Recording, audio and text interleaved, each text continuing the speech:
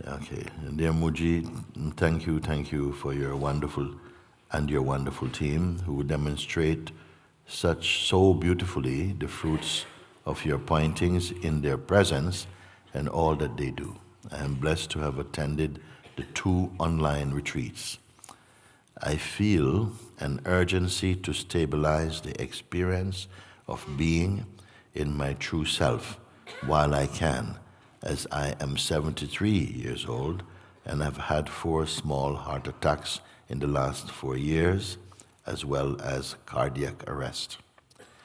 The latter was in fact a beautiful gift, as it has allayed my fear of dying. Allayed means what again? Huh? Put aside. Ah, good, okay. So the latter, the cardiac arrest, was in fact a beautiful gift, as it allayed my fear of dying. Put aside, okay. I remember being in the hospital theater and feeling extremely anxious about a procedure that was just starting when I was suddenly moving at warp speed through what seemed like an organic tunnel. I felt blissful and was thoroughly enjoying the experience when I was abruptly brought back into the room. There was a feeling of disappointment that I was not able to continue my journey. What I want to ask, though, is to do with being in awareness or presence. I have, up until now, been more inclined to put my attention on presence, as that seems to give a feeling of warmth and love and seems familiar, but is not consistent in my experience, while putting attention on awareness is easier. Whilst putting my attention on awareness is easier, although feels a little cooler. Please listen to this one, no? It does, however, have qualities of stillness and peace, and does enable the seeing of what is happening more objectively. I am now wondering if the feeling of presence is more mind-generated or perhaps mixed. I would really appreciate your help on this. Live, Rodney, is your name Live, Rodney, Scotland? Huh? Oh, it says live. Same thing, I'm going to take it, same thing, okay? Okay, this is very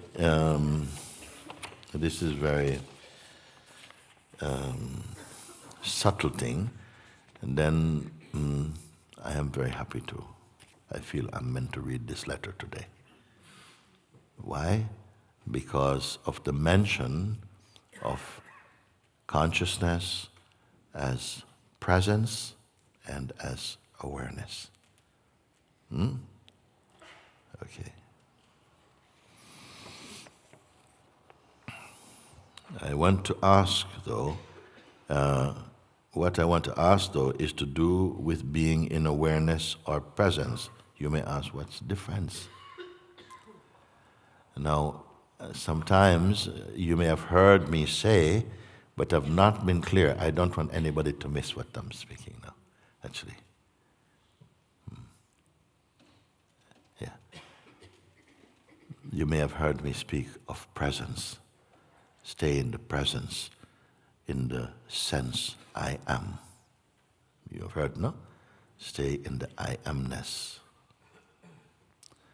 What is the difference, if there is one, between the I amness presence, which is sometimes referred to as conscious presence, or the I am, or the I sense, like this, and awareness? Well, because we are not talking about things, like the difference between these two things, which we can say this is the quality of that as distinct from this. It's not an object. It's very, very much to do with the subject and subtlety of this subject, what we call the pure subject. I will give another example. I hope you can, of course you can follow what I'm speaking. In Sanskrit terminology, in Hindu, there is an expression. We say Brahman. Brahman means consciousness, highest consciousness. No? You may hear of Para-Brahman or Param-Atman, this kind of term. Para means the highest. No? So Brahman means pure awareness.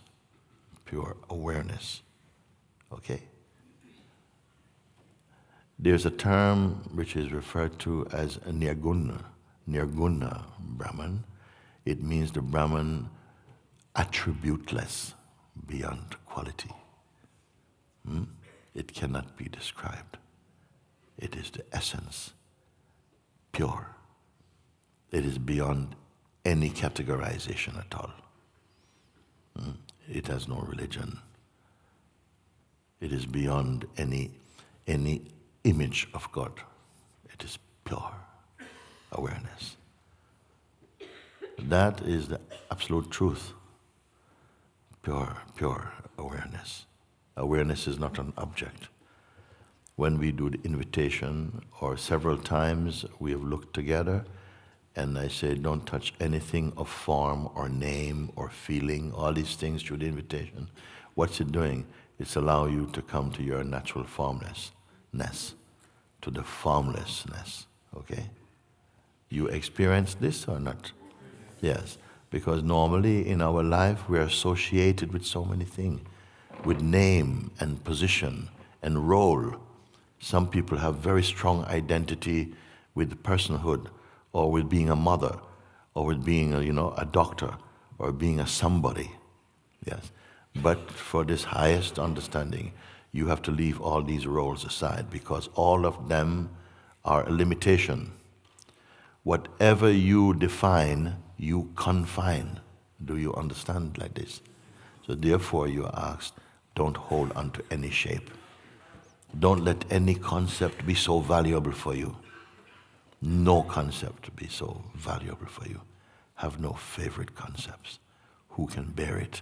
When you are told like that, some people immediately find that whatever they have been living, holding on to, comes up very strong, and then fear comes like, whoa, I'm not ready to separate from this thing. So at least you are aware of what concept is binding you, I would say that. Meaning, like, without that concept holds you into a shape. You're holding onto a shape, and the shape is holding onto you. When someone gives birth, a woman gives birth to a child, before, this woman is not a mother. She gives birth to a child. Now she's a child, and I say the child gives birth to her. She gives birth to a child. Now I have baby, and the child has given birth to her, and she become a mother. Before, not a mother. And then this relationship can grow very, very strong in the mind. From now on, the life has changed. I'm just like this, very, very strong. If the identity is very strong, it would be like that. And we don't have to just stop at mother. Any role you play.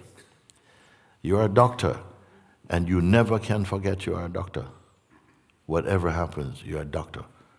You see? You're Dr. So-and-so, not even Mr. anymore.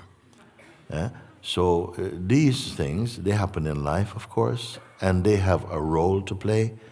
But for some people, it's like all the life become that.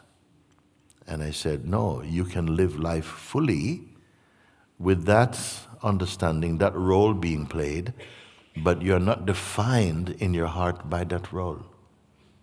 You see? One time I had to say to one of my friends, you have to transcend your Japanese conditioning for what we're doing. I don't go around telling people, you have to stop being. I didn't say stop. I say you have to transcend Japanese conditioning. Not because you go, not that. I'm saying that a kind of mentality that is so strong that you cannot let go of it, then watch that. Because just to recognize where I am, you cannot take that in with you. Because this thing you take in with you will pull you out. It will keep you in shape. You understand? So it's not just an exchange. Yes, after in your dynamic life, that is fine. But if you want to come to ultimate understanding, you must not hold on or associate with anything. Is it asking too much? I'm not telling you stop being a doctor. No. That you do. Now, as you are looking here, undress yourself of everything, you see. And be here. Then you find the unmixed, the unassociated consciousness. So, very important. I speak now of Nirguna consciousness, the Nirguna Brahman, which means absolute emptiness. Not someone being Nirguna. There's no someone being anything. The very beingness is Nirguna. Even the awareness of being also happens in the Nirguna state. So I speak of Nirguna Brahman. Now I speak another term called Saguna Brahman. Again, Brahman, awareness, but now with quality. What quality? Of love, compassion, of beauty, of trust, faith. You see, like this. So, for most people, they are attracted first to Saguna Brahman. Here you can have relationship. You have a relationship with heavenly beings, with God, with Christ, with, it's very much heart and emotion, feeling. All this is also here and can be pure. But we have a tendency to associate. Yes, we have an idea of what God is. We have an idea, and we see that in different places, God have a different kind of quality for some people. And some people, even in this state, they will talk about, my God and your God. My Guru, your Guru. And so there are differences there. No?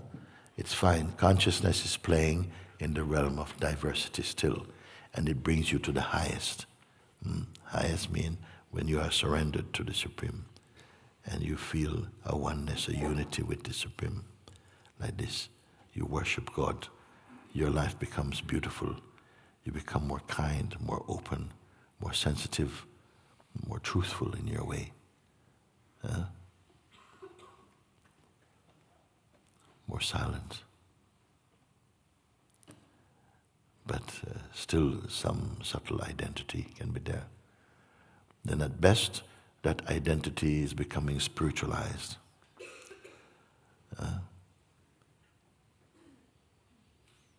I cannot define Saguna Brahman in its entirety, which I give you a sense. Now, it say that the pure consciousness, the pure awareness itself exists. But movement, and it comes into the vibration of conscious presence. It manifests, and the earliest expression arising from this Brahman, you see, is this principle of presence, which means the feeling I am. And that I am, it needs a body.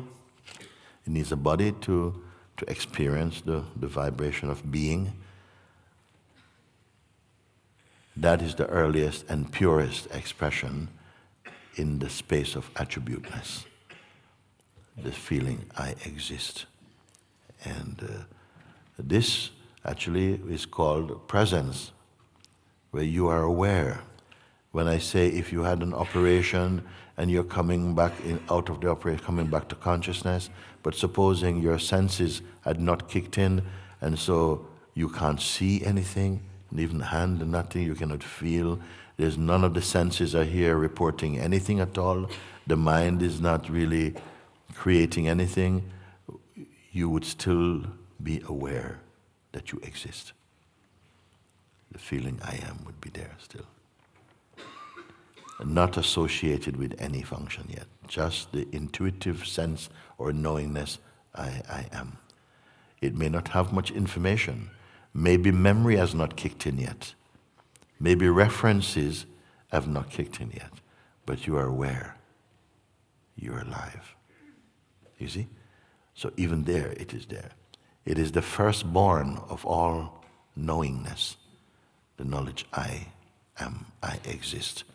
It exists before the feeling of you, because the sense of you is only in relation to I. I is the first principle, the first knowing, the beginning of language, of perception, of I and other. I based upon this form. Other means other forms. And you start to see how consciousness begins to diversify. In each form, there is the vibration I. I is actually your true name. I am. Everyone feels I am. Even this fly, mosquito, it's aware of itself. It knows it exists. This I amness is the godly presence and principle inside the body that functions through perceiving, through discerning, through sensing, developing wisdom, through memory. All of these things come to life.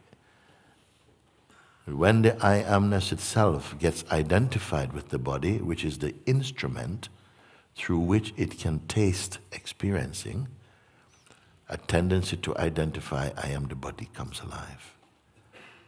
Then come the environmental conditioning of what comes from your family, what comes from your neighborhood, what comes from school, what comes from society, what comes from everywhere, start to build on that basic assumption, I am this body. And from that arises a sense of personhood. Is it too complex what I'm speaking? Okay, so then comes the person. The person is a derivative. He comes out of the I consciousness, but it is less, because the I person is very much an environmental being. It's very much identified with its own community, own style of thing. It's still unique, because you cannot replicate the person. It's still very unique. But it is very personalized. It perceives the world very personally. What it likes, what it feels threatened by, what is attracted to, all of this form the person. So the person is also consciousness, but it's reduced consciousness. It has very, very strong sense of quality. I am white, I'm black, I'm English, I am, whatever. And it holds these qualities as representing what it is. But it overlooks its fundamental origin and nature. And so the soup thickens. You can go into life more and more. People, I don't like you, no, you don't, blah, blah, blah, blah. And all of these conflicts, they begin to raise up inside. Attraction, repulsion, all of this, you, me, this, that, heaven, hell, angels, demons, all these things come into play. And it is as though the beingness which first appear in the pure form I am has become now addicted to experiencing. And yet it cannot control its projections like that. Is it worth me talk like this? Yes. Okay.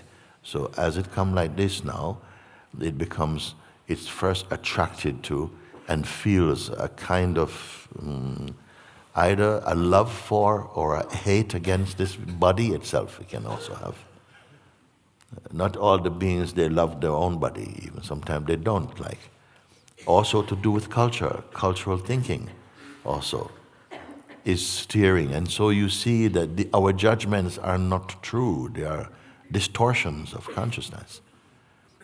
When we have come to the place now is something is able to investigate, to look, to inquire into, to see the difference between that the body and the activities can be noticed and observed and seen as a kind of play, in much the same way that you watch something on TV, you're watching a movie, and you will cry and laugh and be afraid and stuff, all the while knowing that it is a movie. Even though emotions are stirred and you cry and you laugh and all these reactions are come, still the deeper thing is that I'm watching movie. Some people, they identify so much that they forget they're watching movie. We remember also in the UK one soap opera that was going on for quite a long time.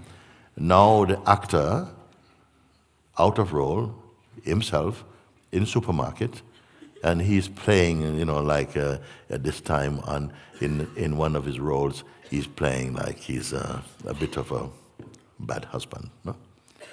And some woman walked up to him, and whacked him and says, "You're a very bad husband. You're a very bad person." He goes, whoa, hey.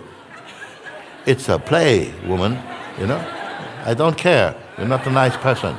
So you see that people sometimes are deeply involved they don't know the difference between actuality, and imagination. They get so sucked in. So there are people also, so you're watching movie and you can see, yes, okay, you're entertained by it, but there's a detachment. After this huge impact of the movie, you come in after you go out, you have something to eat and everything, and you said, it was a nice movie. You finish it there. You don't carry it to bed, have nightmares about it, and this kind of stuff, writing blogs about it. No? So there is a distinction where you say, yeah, okay, I know it's movie. I put it that this life is also a movie, but on a three-dimensional screen. When you go watch movies, a two-dimensional screen, you can look, everything is on the screen. You see? But now you are in your own moving, and yet you are capable of being aware from a place of stillness and silence. You can watch this movie also. Is true or not? Because for many people, this feels like, no, that's not possible. There's just life. There's no watching of life. There is no space to watch it. I am it. This is the difference now, is that you are able also to feel your dynamic existence in the movie of life. At the same time, a capacity is there, right here also, to be aware that it is watchable. If you don't know this, you take everything very seriously. You will do many things that are, you say, well, why would you do that? It's only a play in your mind. And people think, what are you talking about? What I believe and what I see is universal. I say, no, it is not. If you go to bed in the night and you have you are sleeping with your partner and you have a dream, you cannot plug in your partner into the dream and say, darling, come, put this on, look, this is what's happening to me right now. And she's going, it cannot happen. Your dream experience is a unique experience. Would you not say? You can tell people about it, but they can't experience it like you. Now, I'm going to tell you, your waking state is just as unique. Your way of perceiving life, even in the waking state, you cannot share with anyone. Your way of perceiving things is a unique movie in you. and yet nobody talks about it. We all, because we have some common shared characteristics, maybe cultural, that we can look at the same thing, get a certain vibe, but the unique way in which you experience it is taken to be, we sometimes assume that's what everybody sees, what you see. Even on a screen watching something, you may feel that, you remember this part when it's in, somebody may not even notice that part. It's not for them. You see, I'm only putting it that the experiencing of life is a subjective matter. There's nothing in the universe of names and forms which has a fixed meaning, which means that if this flower means something, then that's the truth, it means that everyone will experience it the same way. But you see that some people will like it and some people will hate it, and some people will not even want to destroy the whole species of them. Another one is farming them. This shows the various ways in which the consciousness functions in the play of individuality, isn't it? Now you begin to see some of that, then you don't take it in so deeply. When you begin to observe this quality of being stuck into a fixed idea of what things are, something relaxes and sees that it's optional. It's optional. You become aware of the very root of perceiving. You may even come to recognize that there is the perceiving of the functioning of perception even. Have I gone too far? That just somehow even the act of perceiving, there is awareness of it.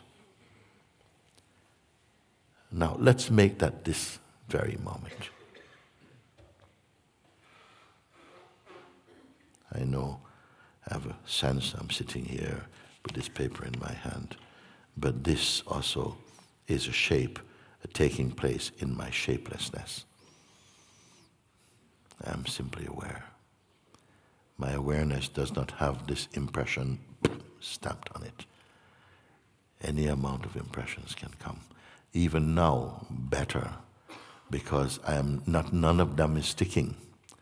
If they're sticking, I might have to have some to wait. Wait. My screen is full. My screen is never full. Like a mirror that reflects whatever is in front of it and never complains. I'm too busy reflecting right now. Could you come back later? No, it is not doing anything. The mirror is not doing anything. It's not even reflecting. Reflecting happens there. I'm just giving little hints, a little bit of the magnificence of consciousness. How it is functioning without you trying to, you didn't have to crank up the consciousness in the morning. Everything is functioning. All the senses are functioning. Everything is functioning just in their own, according to their own law. And who are you in all of this, witnessing this? The witnessing of the life has a certain taste. If the witness of life is the person, and then every day you ask the person about life, either they're stuck in a view or they keep changing their view. That is obviously. But the one who is watching from pure awareness itself, they have the ability to look and to discriminate between things, but not passionately. They see that there are many options and ways of looking. Their views have become universalized. They are looking with the consciousness I am, with the conscious presence. It perceives. It is said it is for the conscious presence that the universe was made, that it can perceive and believe, interact, understand, compare, negotiate, discriminate like this in the state of conscious presence.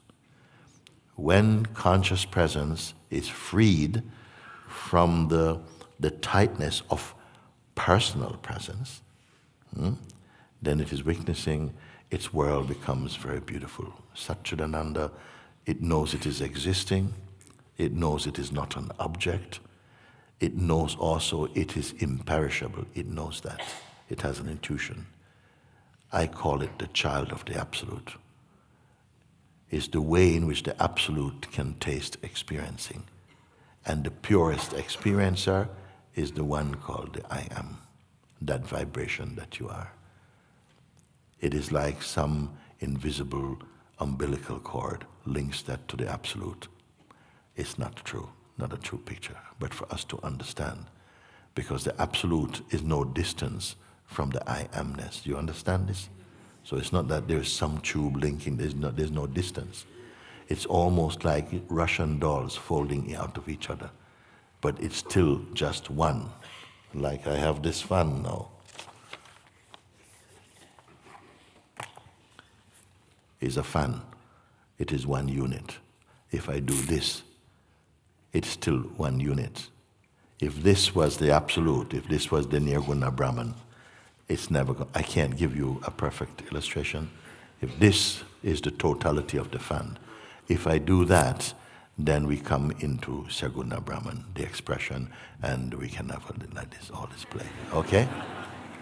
If I did like this, say that is the Saguna aspect of the Absolute, then I extend a bit further, it becomes person. It's still all one together. Like that I want to put. You see? Of course, it is not a good example. It's okay. Or you can have an aerial of a car, it is one unit, then say that is the totality, then you pull it up, extend first extension, and the feeling I am comes. Okay? And then you pull it a bit more, and the I am an antenna, and qualities and all these kind of things come. It's a little bit like that, but it's not it. It's not it. It's just sort of something, because we are used to trying to understand things with our mind. No one can understand a Nirguna Brahman. You can only be that. Not as an action taken. You cannot say this morning, I'm tired of Saguna Brahman, I want to be Nirguna Brahman. Just get my... Very good. No, it's not something like that. It is what is there. When the mind is most subtle, when the sense of presence itself becomes observable, automatically it is being somehow known that it is being experienced in the unformed, in the absolute awareness. So back to this letter now. This is why I say it's a very important point he asked. I'm not going to take questions for a moment. I want to listen to this one. I continue. So, Rodney from Scotland, he's already said, no? I feel an urgency to stabilize the experience of being in my true self while I can, as I am 73 years old. I have had 4 small heart attacks in the last 4 years, as well as a cardiac arrest. The latter was in fact a beautiful gift, as it has allayed, put aside my fear of dying. I remember being in the hospital theater and feeling extremely anxious about a procedure that was just starting, when I was suddenly moving at warp speed through what seemed like an organic tunnel. So obviously a very warm experience is happening here. I felt blissful and was thoroughly enjoying the experience when I was abruptly brought back into the room. There was a feeling of disappointment that I was not able to continue my journey. Okay? So obviously, it's giving you a near-death experience. I was on my way. It felt beautiful. You see? It felt beautiful. And then somehow I was jerked back into my body. I looked around. Okay, I'm sorry. Mm-hmm. Now, what I want to ask, though, is to do with being in awareness or presence. You understand why I took the time to talk about this?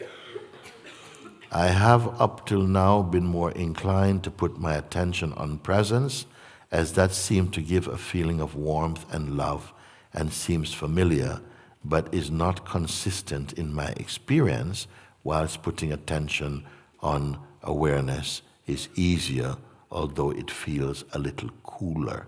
Can you relate? Yeah. When I'm in the Saguna Brahman, when I'm in the sense of conscious presence, I can still feel the warmth and feel the love is coming. It's very beautiful, very enjoyable. Yes. And I'm going to be, some people may go, depending upon the maturity of their perceiving and their self-awareness, might go and be with their relatives and that have passed on and, meet angelic beings and been very beautiful experience for some time. Another one maybe come into higher presence of beings who are higher, because they are beings who are in a higher state of consciousness. And then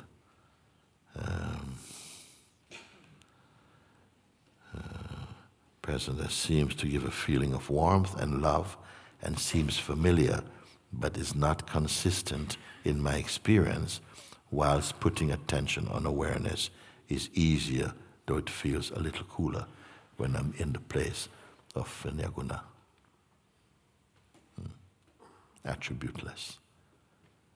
Normally not easily attracted to human consciousness, because we like quality. We like quality. You want to have a nice feeling and, nice to have this emotions and so on. It is beautiful also. It's quality. No, he said, but it feels much easier to rest in this nirguna, pure awareness itself, which is beyond quality. It does not necessarily manifest the same kind of warmth. Listen, the warmth of saguna, of conscious presence. We like warmth. We love nice embrace. Happy. And nirguna is pure. You see, pure. It also allows the emanation of love, because it's not separate from Saguna Brahman. Saguna Brahman is its flavor, if you want to say flavor, but it is beyond everything.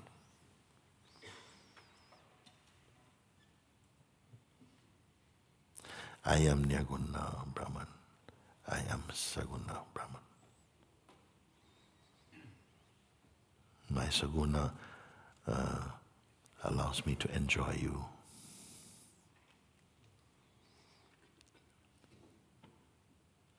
To be in the company of those who love God.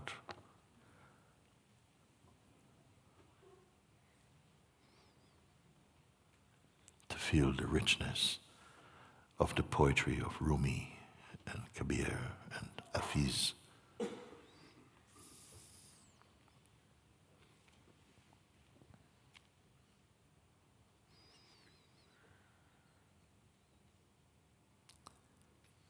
But Nirguna,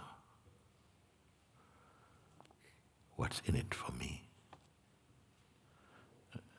It's beyond me. It's beyond I even.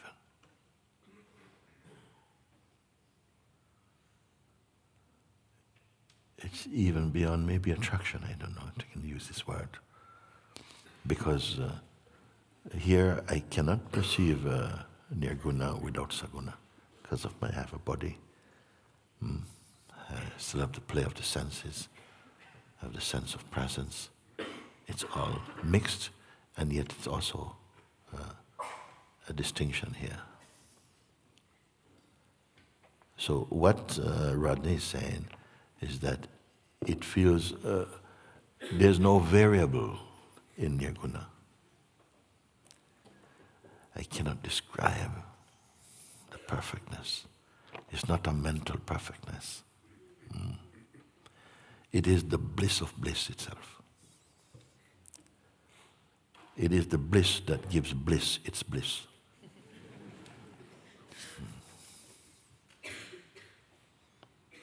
It cannot be owned.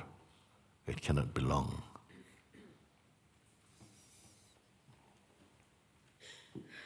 And you have also been introduced. But our saguna attachments also, we bring in also. And so, because we still want something, we still want the taste. When I say we love to taste the honey, but you don't want to be the honey. I said, here you are tasting the honey and you are also the honey. But I don't know if you grasp. We're running out of words. Though speaking, when I speak of Nirguna, it is wordless. There are no words. There are no concepts.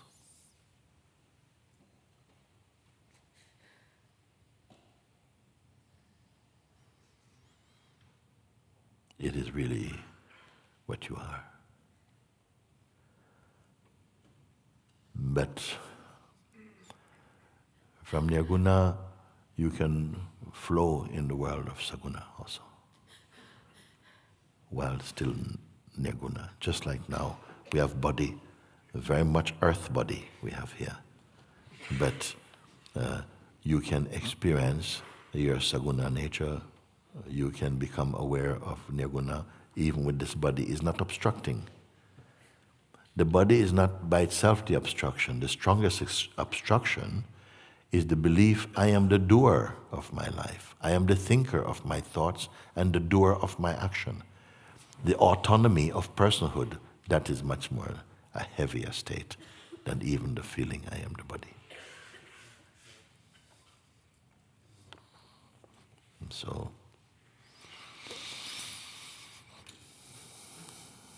just this last one, I have up until now been more inclined to put my attention on presence, as that seems to give a feeling of warmth and love and seems familiar, but is not consistent in my experience, whilst putting attention on awareness is easier, although it feels a little cooler. You understand? It's beautifully expressed. We want the warmth. If you want warmth and you're in the state of personhood, it will only be momentary warmth. You experience a loving touch, a beautiful letter, a lovely meeting, you feel the warmth, and you keep it only through memory. But when you feel the warmth of presence, it is more like it is with you. If you take a piece of metal and you put it in the fire for half an hour, you can take this metal and you can touch things and set them on fire. Touch there, like this. Yeah, it has become like fire. But if you leave it for a little while, or you let water touch it, then it loses its power. It cools down and goes back to room temperature again.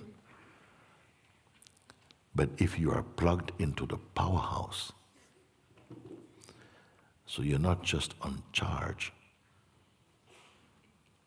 then it cannot fade. It means you are one.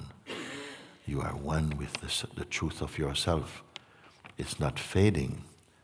It's not because your joy is not circumstantial. It's not, oh, I went out today and I met a very nice person and oh, it's so wonderful. It's not that joy. That joy will fade. But the joy, which is the joy arising out of your own being, the joy of yourself, and that need not fail.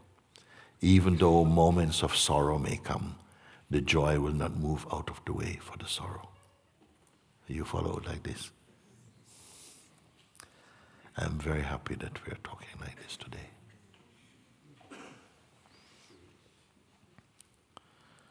It does, however, have qualities of stillness, meaning the nirgun, the attributeless at the same time. It does, however, have qualities of stillness and peace, and does enable the seeing of what is happening more objectively. What did it mean more objectively? More detachment. You follow what I'm speaking? So there's perceiving. There's perceiving because it's not that in the realization of one's nirguna state that saguna goes, okay, bye, I'm out of here. No, that is also, whatever you have transcended is still accessible for you. So he's saying that I can still perceive, no? It, however, have qualities of stillness and peace. The stillness and peace, this is the perfume. The stillness and peace is here also. And does enable the seeing of what is happening to be more objectively perceived.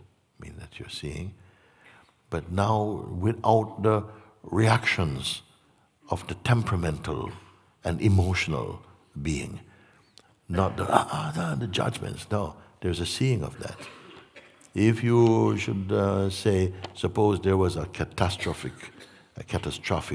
occurrence where a train has capsized over and many people die. And if you had the eyes to see angelic beings arriving on the scene, they are not going, oh, but their presence already is already got things. They will do their work, but they're not passionate, but there's love and tremendous peace and grace.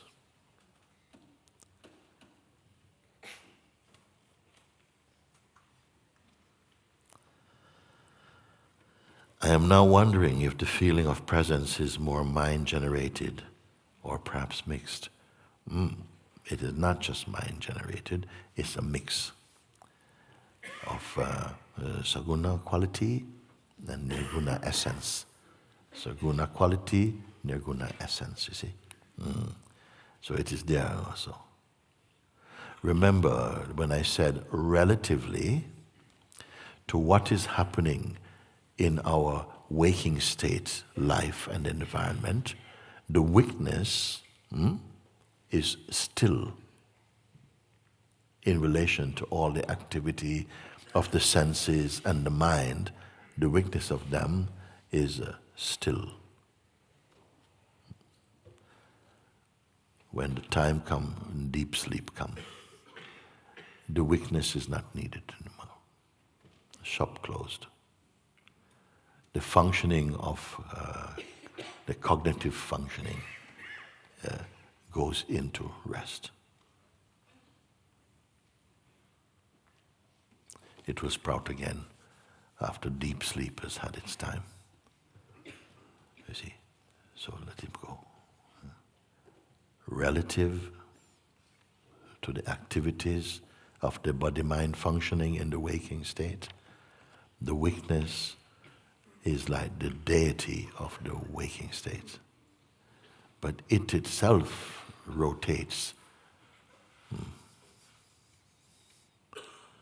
in that cosmic expression of life, waking, dreaming, sleeping, awareness, consciousness.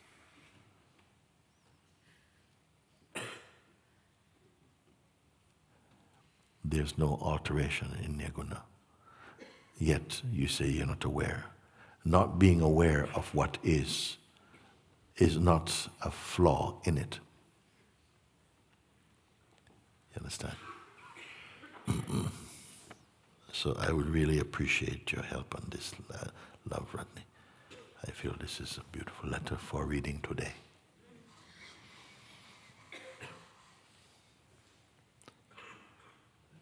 What I read and what I share with you is to go through mind bypass, straight into the heart. And so like this, you will find that if you accept somehow, if it resonates with you, you welcome, please, universe, higher consciousness, Lord of the universe, please instill here, or better still, merge my sense of separateness into the unity of ease. Then from time to time, waves of illumination will come in you. You'll understand what you need to understand in accordance with your capacity to understand.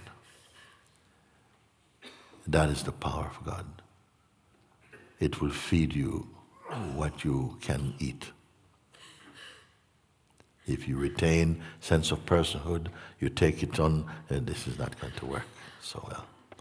Because the person already is in its own way.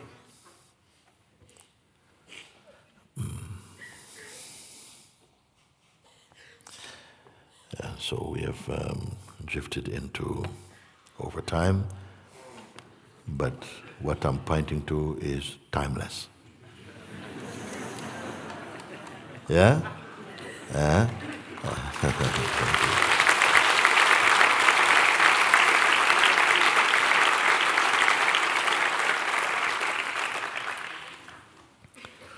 My heart feels totally full and sweetened by this time with you now.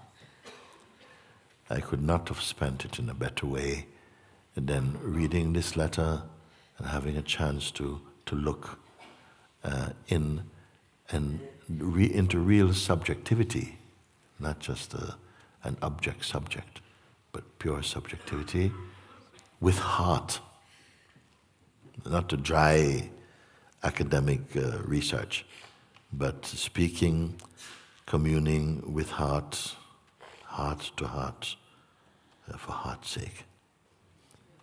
Yeah. In the presence of the Absolute.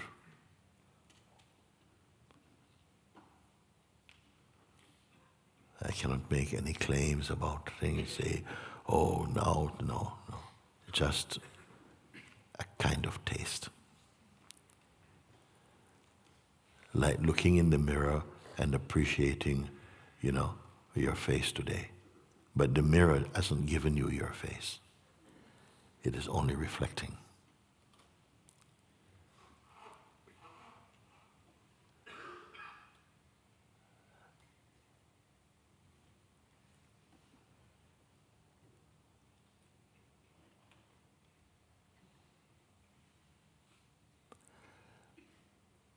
Where is this silence coming from?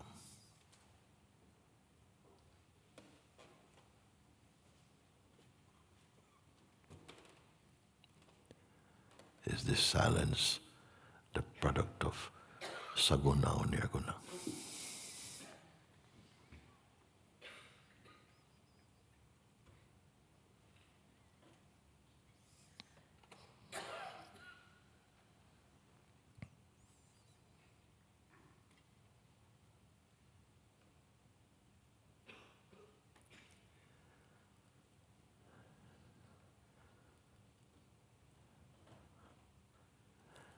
Has it come or is it revealed?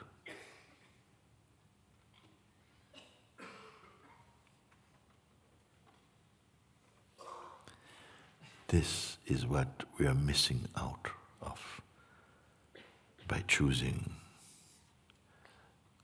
or by not being aware of our true nature. The mind cannot give you this.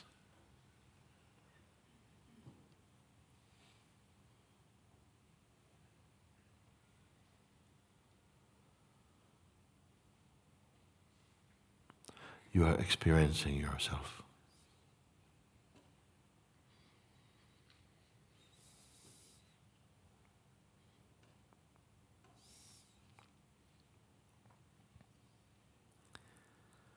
You are the honey you are tasting.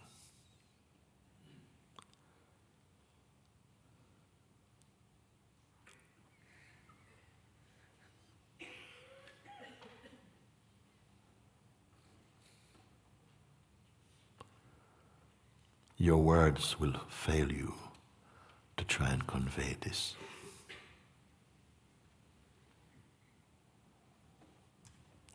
Only your mind will try to convey with words.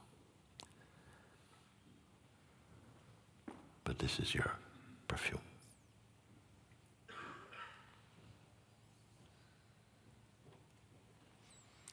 I wonder if it is too premature to ask you if this can fade. No.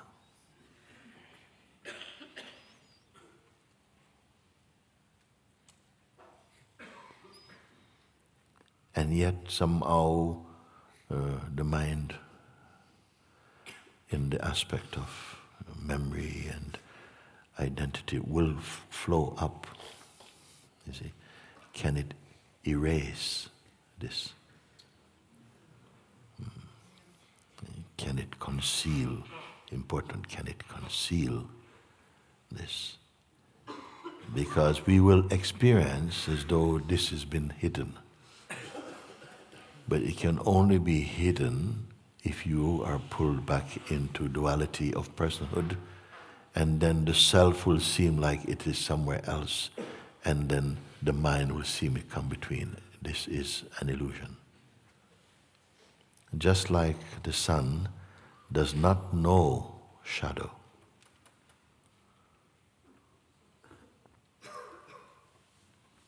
The sun does not know this cloud is blocking my light. Then may your pure consciousness be your reference and not your person. Do you understand? Like a reflex, we keep going back to personhood. Keep going to personhood. But now, I pray and bless that your reflex will be pure awareness.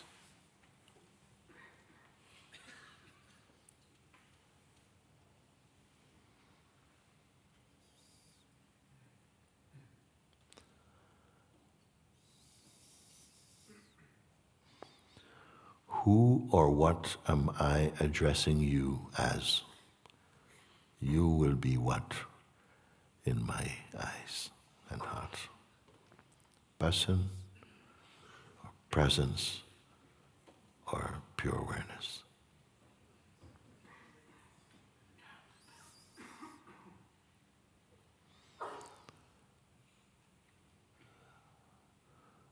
With whatever eyes I perceive you,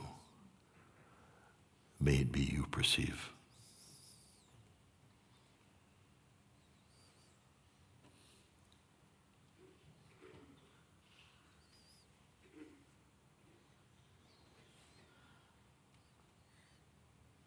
I'm very happy that you came.